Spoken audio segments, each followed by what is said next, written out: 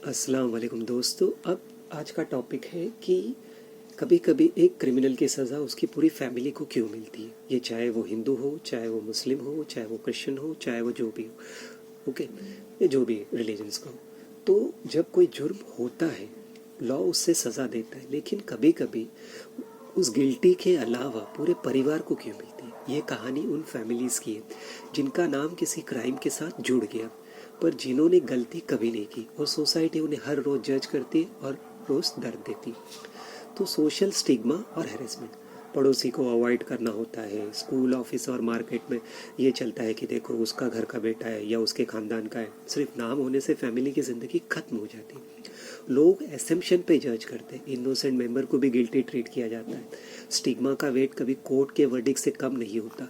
Okay, फिर होता है साइकोलॉजिकल ट्रामा। बच्चे डर जाते हैं, स्कूल में उनके साथ में नाइंसाफ़ी होती है, दोस्त उनसे दूरी बना लेते हैं, बीवीज और या हस्बैंड होगा वो डिप्रेशन में रहेगा, पेरेंट्स का गिल्ट होगा और मजबूर रहेंगे।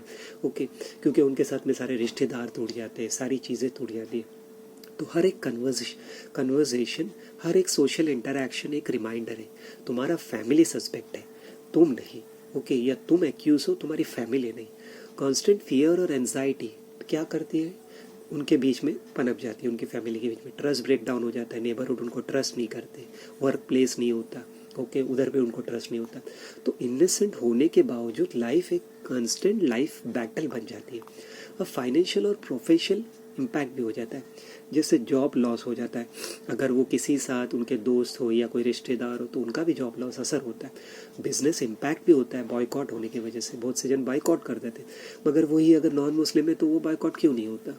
ये चीज़ें समझनी चाहिए। रूमर्स फैलाए जाते हैं, बैंक लोन और इंश्योरेंस डिले हो जाता है या डिनाई हो जाता है, लीगल कॉस्ट भी हो जाता है कि उसको उसमें अपने आप को इनोसेंस बताने की गलती किसी की, और इकोनॉमिक बर्डन पूरी फैमिली का। ये कैसा होता है कि जैसे अभी समझ लो एक मुजरिम मिला, ओके, वो मुजरिम था मगर पूरी फैमिली का घर हर लोगों ने कंट्रीब्यूट किया था, तो पूरी फैमिली को घर को क्यों बुलडोज किया गया। अगर यही रूल है तो नॉन मुस्लिम क्रिमिनल है तो उसके घर को बुलडोज क्यों नहीं किया गया। अगर वो नॉन मुस्लिम अगर आपकी पार्टी को सपोर्ट करता है तो आप नहीं करोगे। ये क्या सिस्टम है। ओके, एक इमोशनल स्ट्रेस और फाइनेंशियल स्ट्रेस डबल पनिशमेंट बन जाता है। अब चिल्ड्रन का फ्यूचर भी होता है, स्कूल में उन्हें छेड़ा जाता है, डिस्क्रिमिनेशन किया जाता है, स्कॉलरशिप के लिए प्रॉब्लम होती है, कोचिंग होती है, अपॉर्चुनिटीज़ ब्लॉक हो जाती है, बच्चे इनसिक्योर और एंशियस हो जाते हैं। ज़िंदगी में पहला लेसन मिलता है कि गलत एसोसिएशन ही सबसे बड़ा क्राइम है।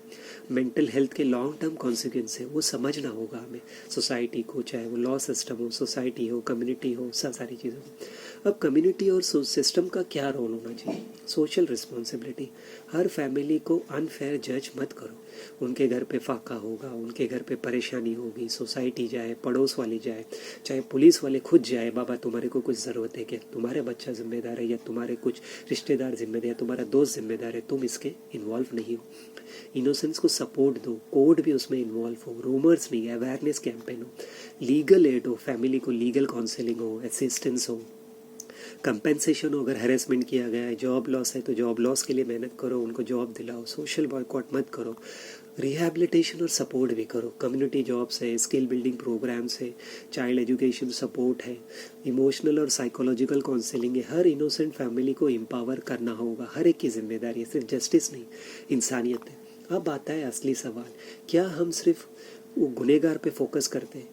ओके, क्या हम सिस्टम के लूप होल्स, सोसाइटी के बायस को इग्नोर करते हैं। क्या हमने कभी फैमिली के इनोसेंट मेंबर्स को सही नज़र से देखा है। क्या उनकी गलती का बोझ सिर्फ गिल्टी पर नहीं पड़ता, क्या उनकी पूरी फैमिली पे पड़ना चाहिए। सही है, क्या हर उनके ऊपर भी पड़ता है, उनके ऊपर जो भी इल्ज़ाम लगते हैं, उनके ऊपर जो भी मुसीबत आती है, क्या वो उस गुनहगार की वजह से है। तो ये चीज़ हमें सोचना होगा। तो एक क्राइम की रिस्पॉन्सिबिलिटी एक क्राइम पर होती है। ओके, पूरे घर को सज़ा नहीं मिलनी चाहिए, पूरी कम्युनिटी को सज़ा नहीं मिलनी चाहिए। अगर ऐसा है तो बाकी लोगों के साथ में भी ऐसा नहीं होना चाहिए। अगर हम फैमिलीज़ को भी समझा कर सपोर्ट करें तो हम सिर्फ उनका फ्यूचर नहीं, अपनी ह्यूमैनिटी भी बचाती है, क्योंकि इनोसेंस की रिस्पेक्ट सोसाइटी की स्ट्रेंथ है।